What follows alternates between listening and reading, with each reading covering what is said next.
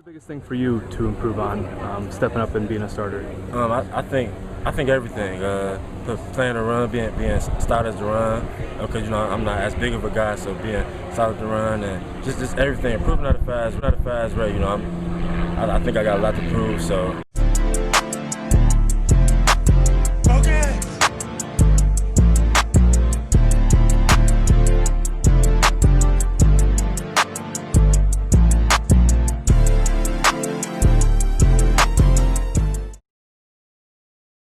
What's going on, everybody? Welcome to the After Effect Podcast. I am your host, LeBron Stephen, but you can call me Brian, Big Brian, L Busy, L Boogie, Big Brian, B Brian, whatever your heart desires. Welcome to episode 22. We have a very, very, very special guest. We have corporate partnership executive for the Atlanta Falcons, Jordan Mabin, on the show today to talk about, I think he was born in California, but he played high school football in Ohio, played football at Northwestern, 3-year starter. Didn't get drafted, but played 4 years in the NFL. So, yeah, just excited to have him on today to have these authentic conversations. Just sent him the link, so he should be jumping in. What's up, bro? Can you hear me? Yeah, what's going on, man? How you doing? Good, bro. I appreciate you tapping in with me for the podcast, bro. Yeah, no problem, man. No problem. Happy Saturday. Yes. Happy Saturday, man. Another great weekend, man. Man, I call this podcast the After Effect Podcast, and I just feel like us as athletes, we've been athletes our whole life. We all have some type of after effect from all the lessons that we've learned, and wins, losses, the mixed emotions that we go through as athletes. And this is just creating that platform for us to tell our stories and kind of have a voice. Yep, nice. Yeah. So, man, before we dive into your childhood, we are more than athletes. So let me get your take on a few current events, man. Who do you have winning the NBA championship? Lakers are up 2-0. Who you got winning? It's Lakers all day, man. LBJ all day. It's funny because obviously a big Cavs fan, but when LeBron to the Lakers, didn't jump ship, but became a Lakers fan at that time. You know that, yeah. We'd love to see LeBron win another championship. Yeah, man. I was just telling the guy on my last episode that we both Cleveland guys, but I wanted LeBron to bring us another one to Cleveland before he left. Yeah. I'm not gonna lie, but of course, I'm from Cleveland. Obviously, my name's LeBron, so I've been a diehard LeBron fan since '99, since I found out about him when he was in the 9th grade. So yeah, I think they'll get it done. I think they'll get it done, man. Hey, and you never know. He might eventually come back to Cleveland. Hopefully, win a couple more in LA and then get to Cleveland. That could be a thing. Hey, you're right though. That could happen. How he looking? I mean, he's year 17. I'm thinking he at least got 3-4 seasons left. Exactly. Yeah. So next question, man. How have you handled COVID like the last 7 months? I mean, this year 2020 has just been one of probably the weirdest years we've ever been in since we've been alive, right? So how have you handled that? Yeah, it's been tough, man, and just adjusting and trying to get in your daily routines. And for me, I actually just went back into the office full time this past week. So wow. So you've been working from home all this time? This is probably about the past 5-6 months. Been working from home, but I think with that, it allowed me to get into some routines. So I've been running a little bit more, working on cardio a little bit more, and waking up and getting in that routine, and then coming home and then doing work. So yeah. Although it has been tough, but it also created some room for new routines and habits that working the better. Definitely. Same here, bro. Same here, man. Last question before we go in your childhood. What do you think? What's your take on Deion Sanders coaching at HBCU? I think it's awesome, man. I think anything that some of these big name guys could do to bring some awareness and some light to some of these HBCUs, I think it's gonna be great. And obviously he'll be with them that hopefully make that team shine. So exactly. I think time will tell, but it's definitely exciting news. Exactly, because it's like, you used to play DB, so imagine Deion Sanders walking into your living room and saying, Hey, Crazy. I want you to be a part of my secondary. Yeah, and I think, I mean, who knows? This could change the dynamic. I mean, if I'm they telling you. they put some good coaches and get some good years under their belts, and I'm recruiting telling you. a whole different shift. Right. And I think that with Deion Sanders doing work with the NFL and ESPN for like the last 10 to 15 years, Yep. it's so many possibilities. He could get certain contracts for, to get more of their games Yep. on TV and stuff like that. So Yep. yeah, man, Yep. it's super dope, It's man. great. Yeah. Yeah, it's great. So man, talk about growing up in Cleveland. So I did some research on you and I saw you were born in California. So when did you move to Ohio? Yep. So I was actually born in California, and then I was real young, and then moved to Michigan, and that's kind of where my young childhood. So Okay. first, second grade, and then after that, moved to Ohio. So grew up, elementary, middle school, in high school, obviously in Ohio. Okay, I got you. So who once you got to Cleveland, what in the second, third grade, just talk about like the culture, that you saw in Cleveland and who influenced you. I know for me, I actually went to Gracemont Elementary in the inner city, but I remember Desmond Howard coming to our elementary when he was playing for the Packers. They had just won the Super Bowl. He was Super Bowl MVP. Obviously, he had won the Heisman. But he came back and talked to us when I was probably like 8 or 9 years old. And that really that was like the date and time where I told myself like, okay, I am going to play Big Ten football. Like I'm going to do this. Like, so did you have any influences growing up? I actually had a similar story to that. When I was younger, growing up, my favorite player was Eddie George at Ohio State. Yeah. Running back at Ohio State. So like even in middle school, high school, that's why I was number 27. Just Wow. Okay. wanted to be a running back, wanted to be just like him. Obviously, I was in middle school. I was actually one of the bigger kids. And so like I was like, dude, I'm about to be 6'2". I'm about to be just like him. Yeah. And then when we got up to high school, I mean, I'm 5'10", so I didn't get that big. Right. To run the ball and whatnot. But and then kind of similar to you, I was like watching Ohio State, watching Michigan, watching all the Big Ten schools. Yeah, like, that. In the Big Ten. Right. That was just always a dream of mine. Definitely. But looking up, I think Eddie George was my kind of role model and someone I wanted to replicate growing up. Yeah. Same here. I mean, for me, growing up, my favorite player was probably football, Barry Sanders. But exactly, yeah. But I was my favorite. Yeah. But I knew I wasn't gonna be a running back because I was bigger than everybody. I was taller than everybody, and I weighed a lot too. So I knew I would have to be like a linebacker, or like a rush linebacker, or something like that. So yeah, that's pretty cool, man. Talk about your transition to Nordolia and like just growing into your body and becoming like a local star, essentially, right? I was looking at the rivals list, and after our senior year, you ended up being number 17 in the state, and I was 16. So obviously, I was just tapped into all the guys locally, and I feel like we had a good class, man. So just talk about the transition when you really started to come into your own and you started getting those offers and stuff like that. Yeah. And the one blessing for me, Nordonia, before I got there, like when I was still in middle school, they had went to the state championship. Okay. Right when I was in 8th grade. So my next year, like they were coming off a good year already before I even got there. Yeah. And then obviously my freshman year, I was able to start varsity. And really, I mean, I knew I was going to be a running back, but that was my first time playing corner. Yeah. That's when I kind of really started trying to hone my skills, and went to Mark Harris at that time, and he kind of helped me with my DB position. Okay. Ready to be a DB. But for the day, my heart was running back. So, I mean, I still knew in high school, that's what I played majority was running back, and I kind of played in DB. Okay.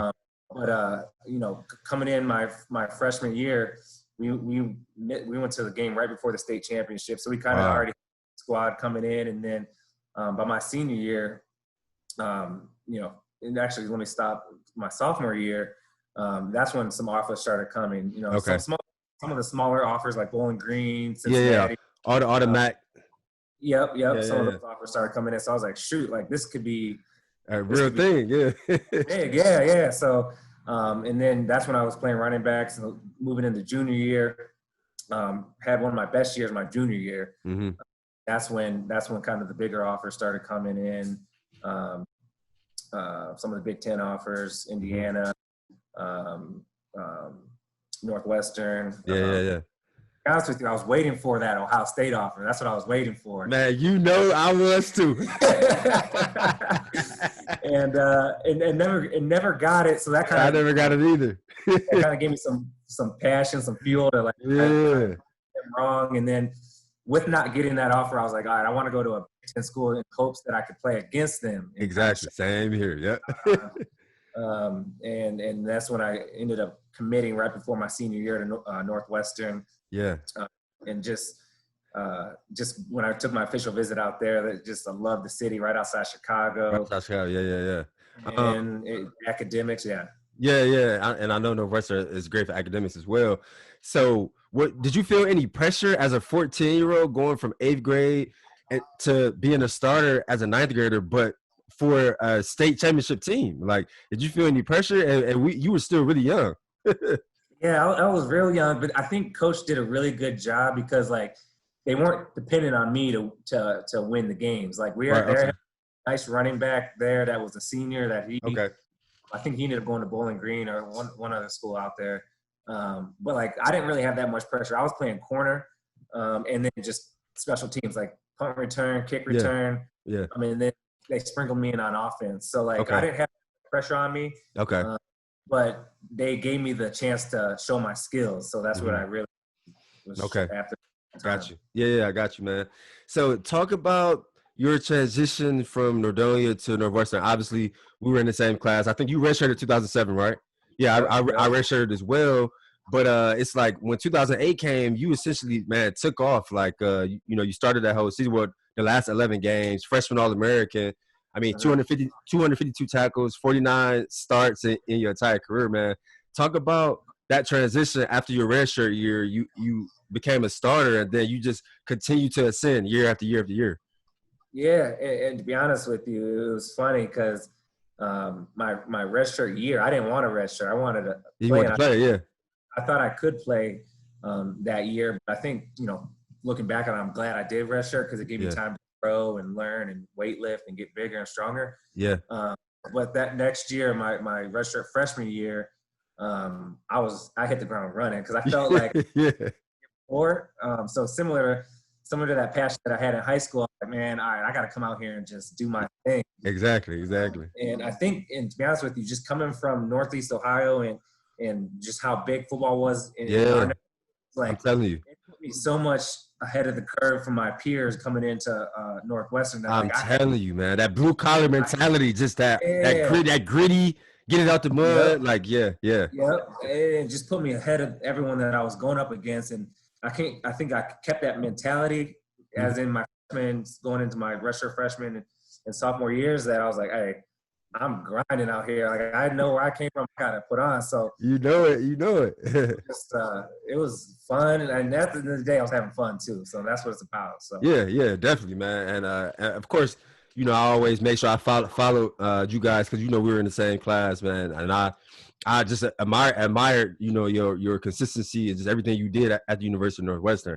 But I gotta talk about it. 2009. We are 9-0. 9-0. We number 4 in the country. We got y'all up 14-0 in Kenneck. National televised game, obviously 3:30 ABC. I still remember the play. Corey Wooten coming around that edge. Sack Stanzi, who's an Ohio guy, breaks his ankle. Got hurt. Yep. Breaks his ankle. We got a freshman quarterback come in. Y'all end up coming back beating us. Now, if that wouldn't have happened, we went to the champ. We went to the natty, man. So just if you can really know that, if you can relive that play, man, or just that game, like I don't know if you know this, but like our coach hates Iowa, and like that.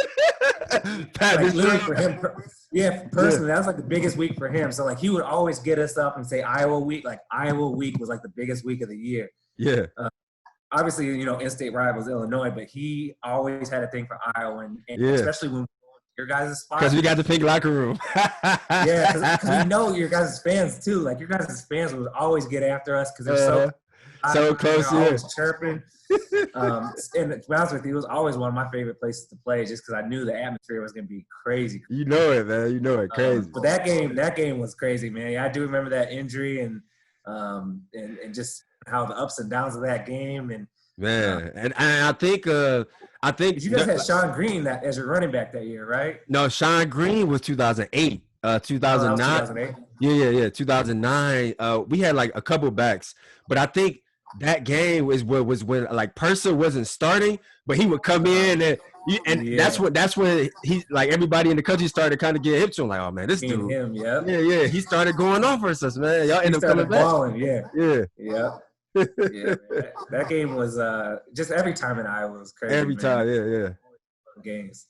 And it's crazy, man, because you all was always like the team that we couldn't beat for some reason. Like we would play Ohio State super tough, almost beat them. Yeah. we would beat everybody else. Like during my career, I went 3-0 versus Michigan. I only lost once, Michigan State. But every time, I think 2008 we lost versus 2009 we lost versus 2010 we lost versus, and then finally 2011 the night game our senior year we finally got y'all. That was actually one of my better games on my senior year, so I'll never forget that. I was gonna bring up that game too because that was a night game. That awesome. Game was crazy, man. Yeah. And I just remember you guys as fans, like you guys would have the whole sections in colors. And yeah, black and yellow. Yeah, it was crazy. Man. Yeah. That's a game that I'll never forget for sure, man. So bro. So talk about like your transition, like 2012 draft. I mean, you were a 3-year starter. You got 49 starts. I'm sure you thought you would get drafted. So just talk about your draft process. Where'd you train at? What were you hearing before the draft? And then try to relive the draft. Were you down at all because you didn't get drafted, or were you just like, F it, like I'm going to, wherever I go, I'm going to compete? Yeah, so for me, I had a crazy senior year. So literally the last game of the year. Oh, yeah, Michigan State. You hurt your shoulder, right? I tore my pec. Yeah, I tore my pec. Mid-game, and really wasn't sure what was kind of next steps. And they were like, "Yeah, you're gonna be out for like 6 to 7 months." So I missed our bowl game, missed much like the combine, pro day, prep. All that. So I missed our pro day completely because I was still rehab. Yeah. Obviously, my passion was always make it to the NFL one way or another. So I knew that was going to be my goal. Yeah. Luckily, coach let me have kind of like a mini pro day at Northwestern since I missed everything. And a couple teams came out and, got my 40 and obviously didn't get to train as much as I wanted for, so I didn't get the best times. Yeah. So on draft day, I wasn't too surprised that I didn't get drafted. Okay. And I thought I was going to be a priority free agent right after, but I wasn't. Mm-hmm. So I was like, all right, well, shoot. I had an agent. He was like, my goal is still to make it to the NFL. Let me know like what I need to do. Yeah. If I need to go. If I need to do a tryout, I'm with it. Right, definitely. So like I think it might have been the next day or a couple days after, Baltimore called and said, "Hey, we want to bring you out to the rookie mini camp." Okay. So went out there on a rookie mini camp. Just packed a weekend bag, Friday to Sunday. Thought I was going to be coming on Sunday, but went in there, did my thing.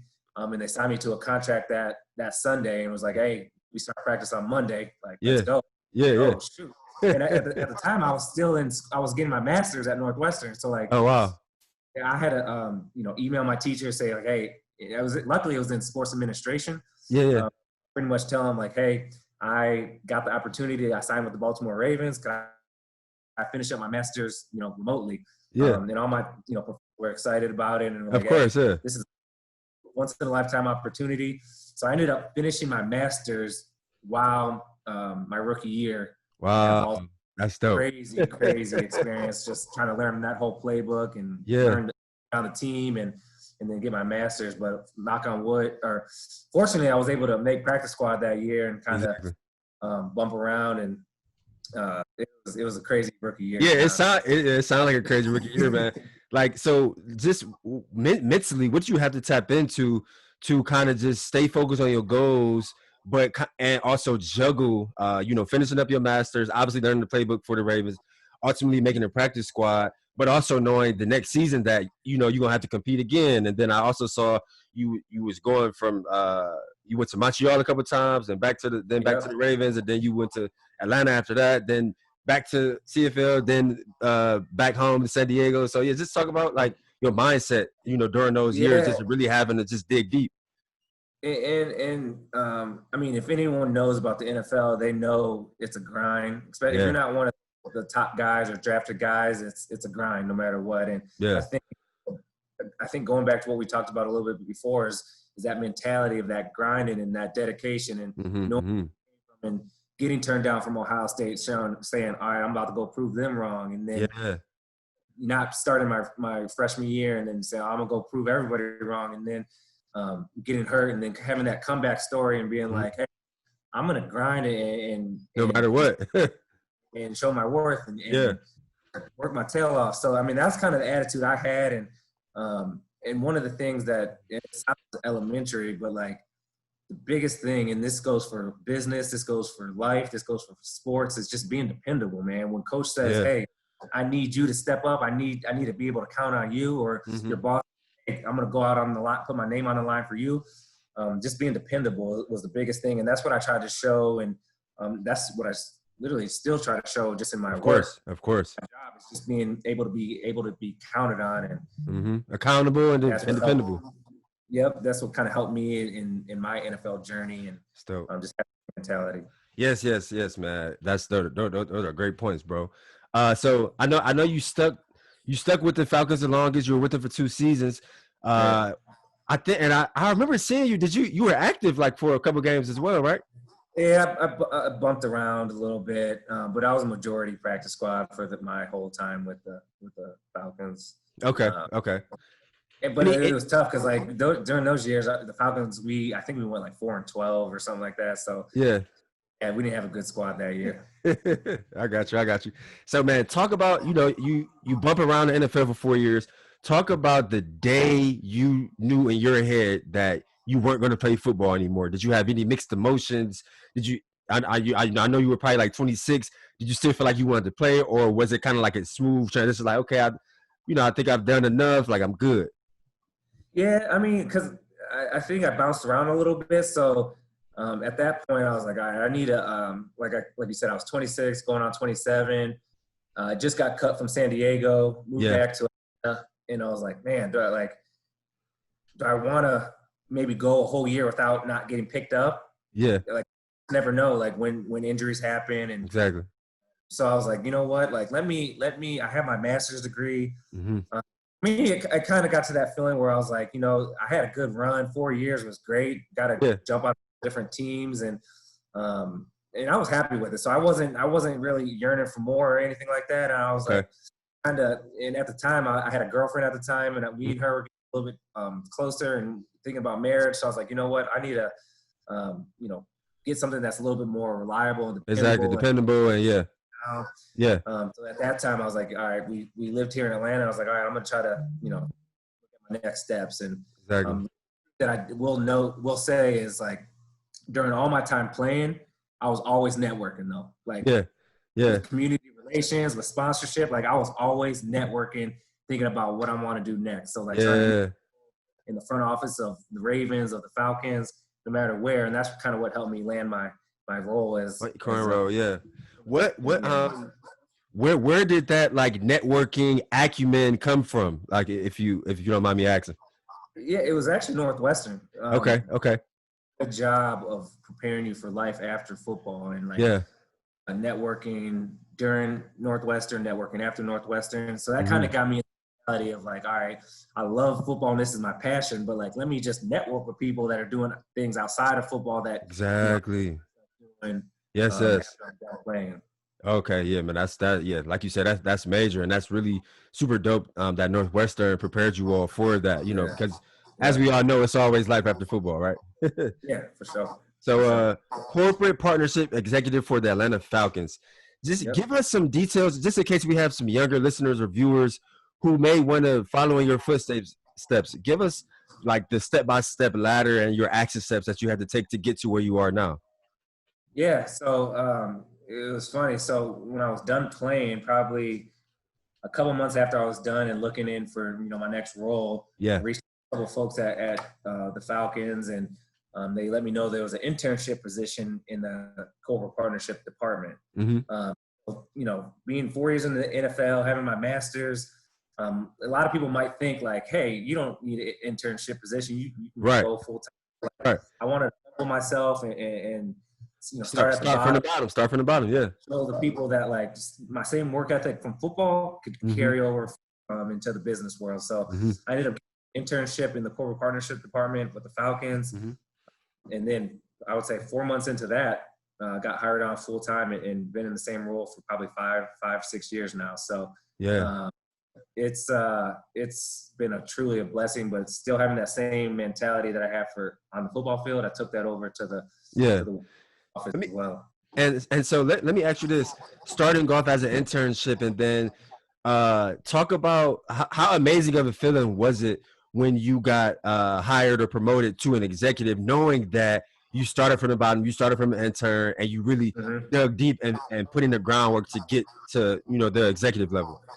Yeah, and one thing about the sporting industry, it's just hard to break into, especially if you have that much experience. So I had experience on the football side, but I didn't really have any experience on the business side of things. So once I got that internship position, it was just pretty much learning as much as I could, as fast as I could, with the industry in itself. So like I said, 4 months into that, got hired on full time, and it was truly a blessing because the internship position was only supposed to go 5 or 6 months. So I really didn't know what my next move was after that intern position. But my mentality going into it was I'm going to work my ass off to try to show them that I could belong and can get promoted in. Exactly.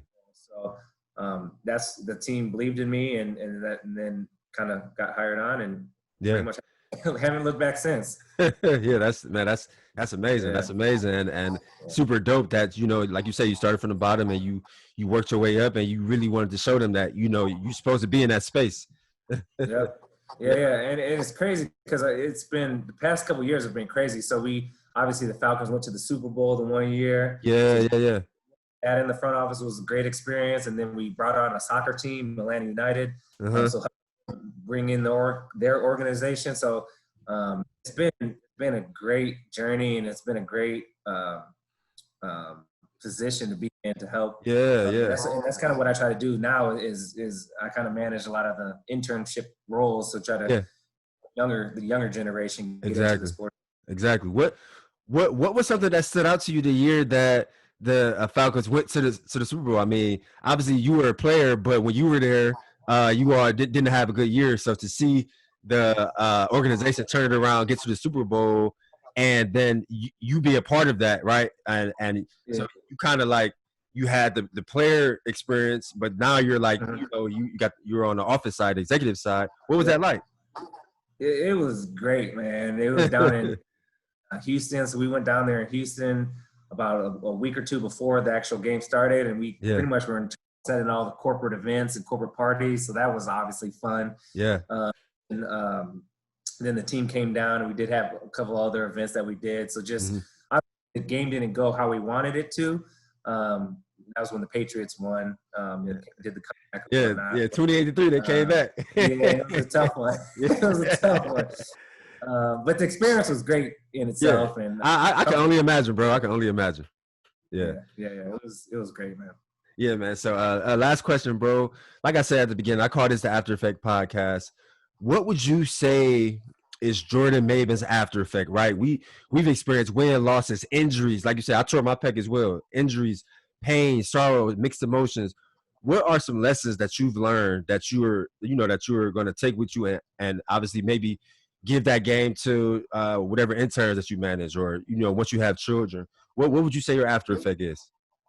Yeah, I mean, I think we touched on a couple, but I think one that for me is just helped me my whole entire life is just that ability to compete, that competitive nature, that wanting to win at all costs, but just putting whatever I have into whatever I'm doing, if it's work, if it's marriage, if it's fun, like just going at whatever I'm doing 100%. Yeah, full-fledged. Yeah, and just trying to win at it or do my best at it. I think those are the things that help me propel my journey as an athlete, as a business person, and hopefully as years to come. But definitely, just full throttle with it. Definitely. I would say the same thing, man. It's funny that you say compete because people could look at me crazy now because we in our 30s now, and I'm still the same no matter what I'm doing. Like I'm ready to compete. Well, I remember winning most competitive in middle school and most competitive in high school. It's like, but it's just like you say, that gritty blue collar Midwest kid mentality. Like, it's just who we are. Like we always ready to compete. Man. So man. Well, I appreciate you jumping on with me, bro. Like I said earlier, 2020 has been a weird year, so I've been trying to pride myself on just giving guys flowers while they're here, while we still here. And obviously, I've always followed you. We were in the same class, so everything that you've accomplished, man, I'm super, super proud of you. Keep going, keep putting on for Northeastern Ohio, and I just want to give you that love and give you those flowers while you're still here, bro. Awesome. Hey, I appreciate that. I appreciate you having me on, man. This has been great. Chop it up. Yeah, you know it. A little bit about our childhoods and our upbringing, so that's been great. I appreciate the time, and if you ever need that, let me know, bro. Definitely, man. And I'll be sure to hit you up, bro. So you have a good weekend, man. Cool. Appreciate it. Take it easy. All right, you too. Yep. Bye-bye. Yeah, guys. So again, corporate partnership executive for the Atlanta Falcons, Jordan Mabin. We go way back to our high school days. So happy that he was able to carve out some time with him just going back into the office during the NFL season, right? It's just super, super busy. So yeah, thank you for listening to, what episode are we on? 22. I'm looking forward to just continuing to have these authentic, pure conversations and hope that, they touch someone out there. All right. So until next time, peace.